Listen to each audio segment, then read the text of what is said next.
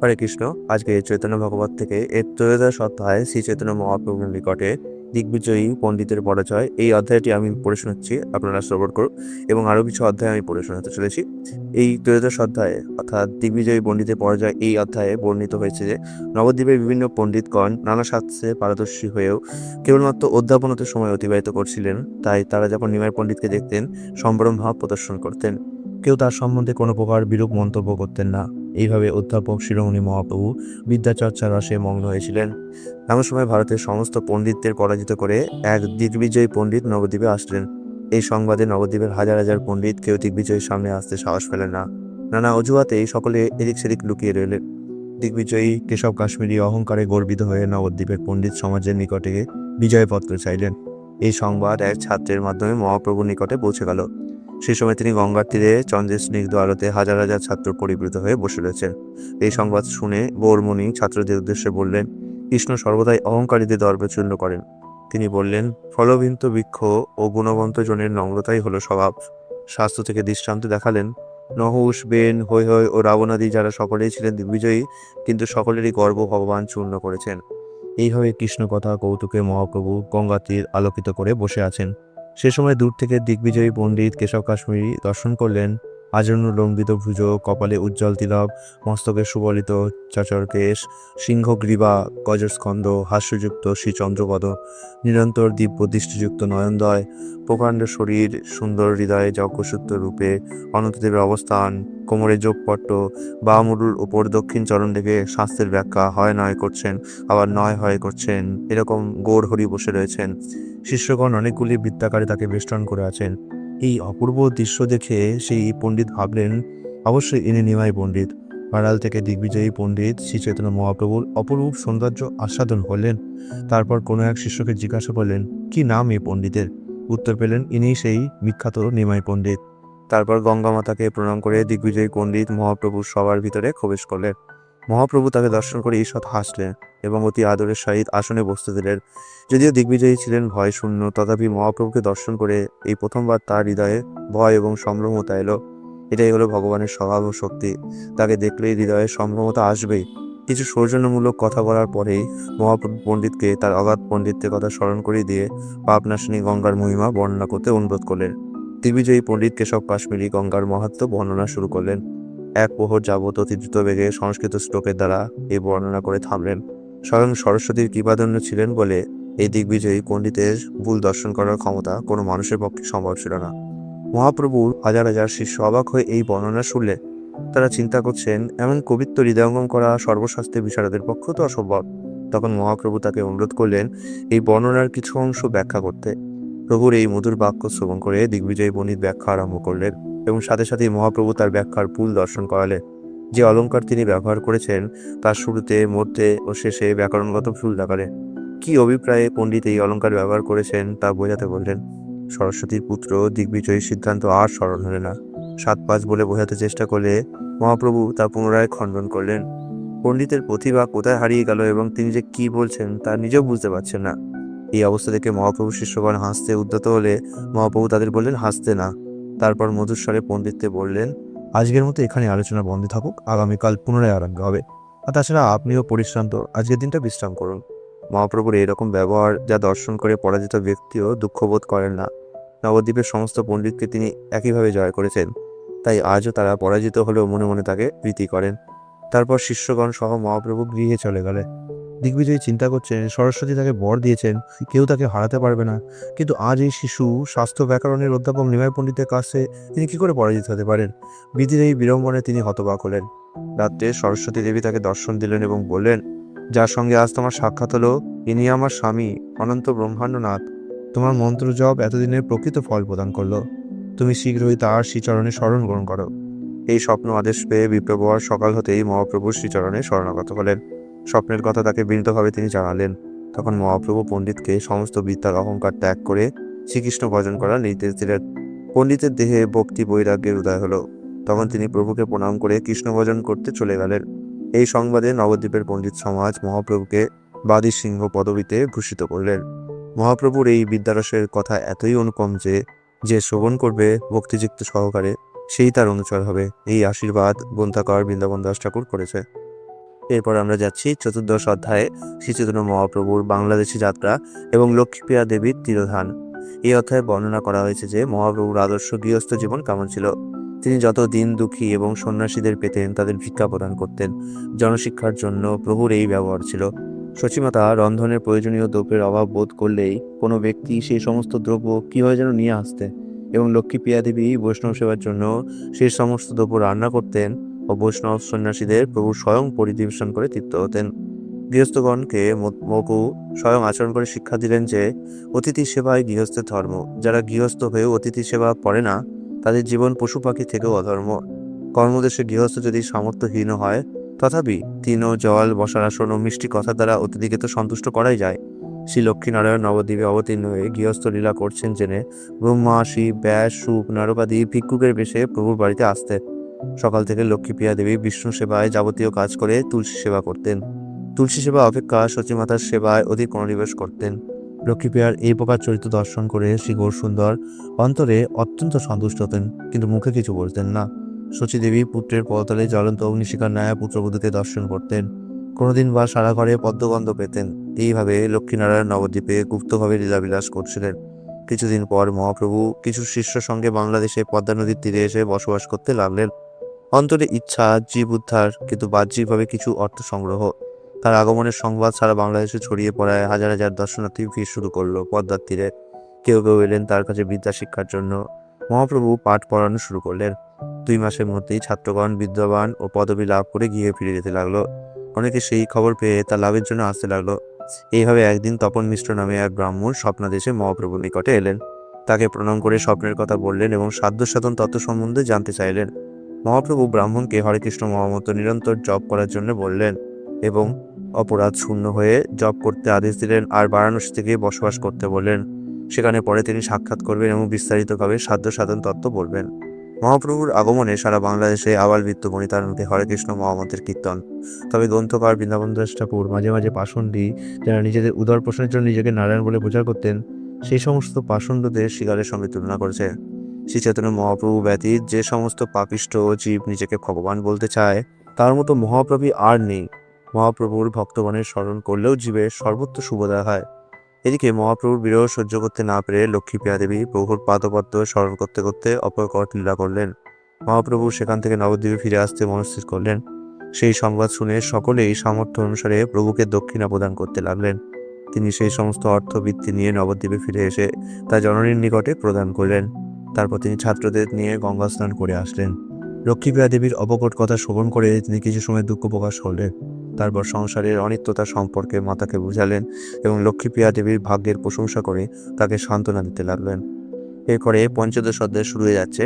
এই অধ্যায়ে বর্ণনা করা হয়েছে মহাপ্রভু এবং বিষ্ণুপ্রিয়া দেবীর বিবাহের ব্যাপারে। মহাপ্রভু সনাতন ধর্মকে স্থাপন করেন। তিনি ক্রমে প্রতিদিন ন্যায় অধ্যাপনার জন্য সঞ্চয় মুকুন্দের চণ্ডীমণ্ডপে এসে বসতেন। শিষ্যগণ ক্রমে ক্রমে অধ্যয়নের জন্য উপস্থিত হতো। যদি কারো কপালে তিলক না দেখতেন তাকে এমন লজ্জা দিতেন যে সে আর দ্বিতীয় দিন তিলক ছাড়া আসতেন না। তিনি বেদের উদ্ধৃতি দিয়ে বলতেন, যে বিপ্রের কপালে তিলক নাই সেই কপাল তো শ্মশান সদৃশ। কোনোদিন কেউ তিলক না করলে সন্ধ্যা বন্দনাদি করার জন্য তৎক্ষণাৎ তাকে বাড়িতে পাঠাতেন। তারপর ফিরে এলে সে পড়তে পারত। মহাপ্রভু সকলের জন্যেই নানা রকম পরিহাস করতেন। বিশেষ করে বাংলাদেশের সিলেট ভক্তদের ভাষার ব্যঙ্গোক্তি করতেন। তবে পরস্থি দর্শনে তিনি এক পাশে দাঁড়াতেন, তাদের সঙ্গে কোনোদিন হাস্য পরিহাস করতেন না। তাই মহাজনগণ মহাপ্রভুকে নদিয়া নাগর বলে সম্বোধনা করতেন না। এদিকে সচিমাতা পুত্রের দ্বিতীয় বিবাহের জন্য উদ্গ্রীব হলেন। তাই তিনি কাশীনাথ পণ্ডিত থেকে রাজ পণ্ডিত সনাতন মিশ্রের কাছে পাঠালেন তার পরম বিষ্ণু ভক্তি পরায়ণা কন্যা শ্রী বিষ্ণুপ্রিয়া দেবীকে পুত্রবধূরূপে লাভ করার জন্য।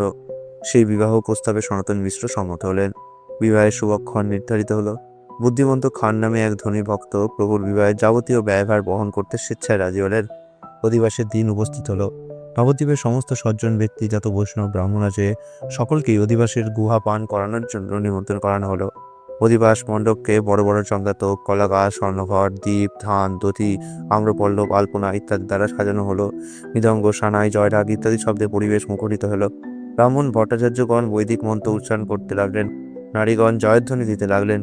মহাপ্রভু এসে তাদের মাঝে বসলেন। নিমন্ত্রিত ব্যক্তিগণকে মহাপ্রভু স্বহস্তে মালা চন্দন পরিয়ে এক বাটা করে গুয়া পান দিতে লাগলেন। কেউ আসছেন, কেউ যাচ্ছেন, কেউ বা দুবার করে মালা চন্দন তাম্বুল নিচ্ছেন। তা দর্শন করে মহাপ্রভু এক একজনকে 3 বার করে তাম্বুল দিতে লাগলেন। এইভাবে প্রচুর তাম্বুল বিতরণ করলেন তিনি। বিতরণ করার পর মাটিতে যে পরিমাণ তাম্বুল পড়েছিল তার দ্বারা 5টি বিবাহের ব্যয় নির্বাহ করা যাবে। মহাপ্রভু কিছুদিন বিশ্রাম নেওয়ার পর আমন্ত্রিত ব্রাহ্মণদের ভোজ্য বস্ত্র দান করলেন। যে যেরকম পাত্র তাকে সেই রকম সম্মানও করলেন। সমস্ত ব্রাহ্মণগণ আশীর্বাদ করে ফিরে গেলেন।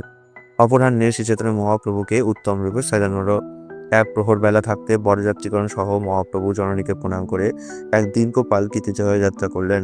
ভাটগণ স্তুতিবাদ করতে লাগলেন। জয়ঢাক, বীরঢাক, মৃদঙ্গ, কাহাল, পটহ, দবর, শঙ্খ, বাঁশি, করতালাদি বিভিন্ন বাদ্যযন্ত্র বাজতে লাগলো। লক্ষ লক্ষ শিশুদের সঙ্গে বয়স্করা নৃত্য করতে করতে গঙ্গার তীরে চললেন। সেখানে এসে মহাপ্রভু গঙ্গাকে প্রণাম করলেন। তারপর সারা নবদ্বীপ ভ্রমণ করে সন্ধ্যার সময় সনাতন মিশ্রের ভবনে পৌঁছালেন।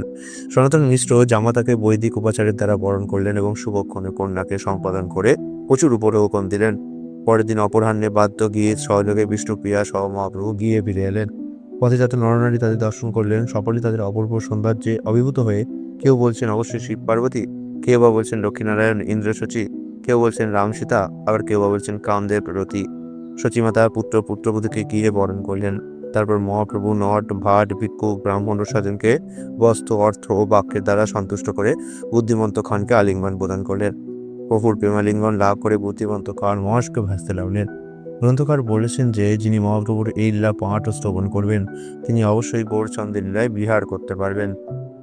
এরপরের অধ্যায় হচ্ছে ষোড়শ অধ্যায় এবং এই অধ্যায় হচ্ছে হরিদাস ঠাকুরের মহিমার ব্যাপারে। এই অধ্যায়ে বর্ণিত হয়েছে যে শ্রীচৈতন্য মহাপ্রভু যখন গৃহস্থ ও অধ্যাপক লীলা করছিলেন তখন সমস্ত দেশ আধ্যাত্মিক বিষয়ে শূন্য ছিল। যদিও কেউ গীতা, ভাগবত ইত্যাদি শাস্ত্রসমূহের ব্যাখ্যা করত, কিন্তু তাদের সেই ব্যাখ্যায় ভগবান শ্রীকৃষ্ণকে ভক্তি করাই যে জীবনের পরম উদ্দেশ্য তা শোনা যেত না। অতি অল্প সংখ্যক শুদ্ধ ভক্ত সম্মিলিতভাবে নির্জনে পরস্পর হরিনাম সংকীর্তন করতেন। তা দেখে সকলেই তাদের পরিহাস ও নির্যাতন করত। ভক্তগণ তাদের মনের বেদনা কাকে বলবে? এমন সময় নদিয়া হরিদাস ঠাকুর এসে উপস্থিত হন। হরিদাস ঠাকুর বর্তমান বাংলাদেশে যশোর জেলার বুরন গ্রামে জবনকুলে আবির্ভূত হন। তার কৃপার প্রভাবে সেই স্থানে হরিনাম সংকীর্তনের ব্যাপক প্রচার হয়। তিনি গঙ্গা তীরে বাস করার আছিলায় প্রথমে নদিয়া জেলার খুলিয়ায় এবং তারপর শান্তিপুরের শ্রী অদ্বৈত আচার্যের সঙ্গে মিলিত হন। হরিদাস ঠাকুর সর্বদা হরিনাম সংকীর্তনে মগ্ন ছিলেন। তা দর্শন করে ফুলিয়ার ব্রাহ্মণ সমাজ তার প্রতি বিশেষভাবে শ্রদ্ধাশীল হলেন। এমন সময় হরিদাসের বিরুদ্ধে মুলুক অধিপতির নিকটে মহাভাবী কাজী অভিযোগ করলেন যে হরিদাস জবনকুলে আবির্ভূত হয়েও ইন্দুর ভগবানের নাম কীর্তন ও প্রচার করছেন। মুলুকপতি হরিদাস ঠাকুরকে ধরে আনার জন্য সৈনিক পাঠালে তিনি নির্ভয়ে কৃষ্ণ নাম কীর্তন করতে করতে জবনাধিপতিকে দর্শন দিলেন। কারাগারে বন্দী কয়েদিরা ঠাকুর হরিদাসকে দর্শন করার জন্য কারারক্ষকের কাছে গিয়ে বিশেষভাবে অনুনয় বিনয় করলে হরিদাস ঠাকুর কারাগারে এসে কয়েদিদের বিষয় ভুলে সর্বদা হরিনাম কীর্তন করার উপদেশ দিলেন। মুসলমান অধিপতি হরিদাস ঠাকুরকে হিন্দু ধর্ম গ্রহণ করার জন্য এর কারণ জিজ্ঞাসা করে। হরিদাস ঠাকুর উত্তরে জানালেন যে সকলেরই ঈশ্বর এক ও অদ্বয় জ্ঞানোক্ত। তিনি পরমাত্মা রূপে সকলের হৃদয়ে অবস্থান করেন এবং যাকে যেভাবে পরিচালিত করেন সে সেইভাবে কাজ করে। মুলুকপতি হরিদাস ঠাকুরকে শাস্তির ভয় দেখিয়ে নিজের মুসলমান ধর্ম পালন করতে নির্দেশ দিল। হরিদাস ঠাকুর বললেন যে তার শরীর যদি খণ্ড খণ্ড হয়ে যায়, শরীর থেকে যদি প্রাণও বেরিয়ে যায়, তবুও তিনি হরিনাম সংকীর্তন ছাড়বেন না, কারণ এটিই তো জীবের প্রকৃত ধর্ম। কাজীর আদেশ অনুসারে 22টি বাজারে দুষ্টগণ অতি নিষ্ঠুরভাবে তাকে বেদ্রাঘাত করতে লাগলেন। তবুও হরিদাস ঠাকুরের সেই অঙ্গে কোনো প্রকার দুঃখের চিহ্ন প্রকাশিত হলো না বা তিনি প্রাণত্যাগও করলেন না। তা দেখে তখন মুলুকপতির অনুসারীরা বিস্মিত হলো। হরিনাম সংকীর্তনের আনন্দে হরিদাস ঠাকুর সর্বক্ষণ মৌন থাকায় প্রহ্লাদ মহারাজের মতো এত কঠোর বেত্রাঘাতেও তার কোনো কষ্ট হলো না। বরং তিনি অত্যাচারীদের মহাবৈষ্ণব অপরাধ থেকে মুক্ত করার জন্য ভগবানের নিকট প্রার্থনা করছিলেন। হরিদাস ঠাকুর যখন জানতে পারলেন তিনি দেহত্যাগ না করলে এই সৈনিকদেরই প্রাণদণ্ড হবে, তখন তিনি ইচ্ছা করেই সমাধিস্থ হলেন। তার শরীরে বিশ্বম্বরের অধিষ্ঠান হওয়ায় শত চেষ্টা করেও সৈনিকরা তাকে নাড়াতে পারল না। পাষণ্ডী কাজী হরিদাস ঠাকুরের অসদ্গতি হওয়ার জন্য তাকে কবর না দিয়ে গঙ্গায় নিক্ষেপ করতে নির্দেশ দিলেন। এইভাবে হরিদাস ঠাকুর গঙ্গায় ভাসতে ভাসতে যখন বাহ্যদশা ফিরে পেলেন তখন পুনরায় হরিনাম সংকীর্তন করতে করতে ফুলিয়া গ্রামে এলেন। জবনগণ হরিদাস ঠাকুরের ঐশ্বর্য দর্শন করে সকলেই অভিভূত হয়ে তাকে পীর জ্ঞান করতে লাগলো। মুলুকপতি এসে জোর হাত করে তার নিকট ক্ষমা প্রার্থনা করলেন এবং তার রাজ্যে হরিনাম সংকীর্তন করার অনুমতি দিলেন। ফুলিয়ার ব্রাহ্মণ সমাজ পুনরায় হরিদাস ঠাকুরকে পেয়ে বিশেষভাবে আনন্দিত হলেন। হরিদাস ঠাকুর দৈন্যভাবে বললেন যে বিষ্ণু নিন্দা শ্রবণ করার ফলে তার মহা অপরাধ হয়েছিল, কিন্তু সৌভাগ্যবশত এই অল্প শাস্তি পেতে হলো। গঙ্গা তীরে এক গুহায় যেখানে এক ভয়ঙ্কর সাপ থাকত, সেখানে হরিদাস ঠাকুর 3 লক্ষ হরিনাম জপ করতে লাগলেন। হরিদাস ঠাকুরের ইচ্ছাক্রমে সেই সাপ একদিন সেই গুহা ত্যাগ করে চলে যায়। কোনো এক ধনী ব্যক্তির বাড়িতে একদিন এক সাপুরিয়া কালিয়া দাওয়ে শ্রীকৃষ্ণের লীলার মাহাত্ম্য কীর্তন করছিলেন। হরিদাস ঠাকুর তার শ্রবণ করে কৃষ্ণপ্রেমে অষ্টসাত্ত্বিক বিকার প্রকাশ করলেন। মাটিতে গড়াগড়ি দিতে লাগলেন তিনি। তার শ্রীচরণের ধুলি নিয়ে সকলেই তাদের অঙ্গে লেপন করতে লাগলো।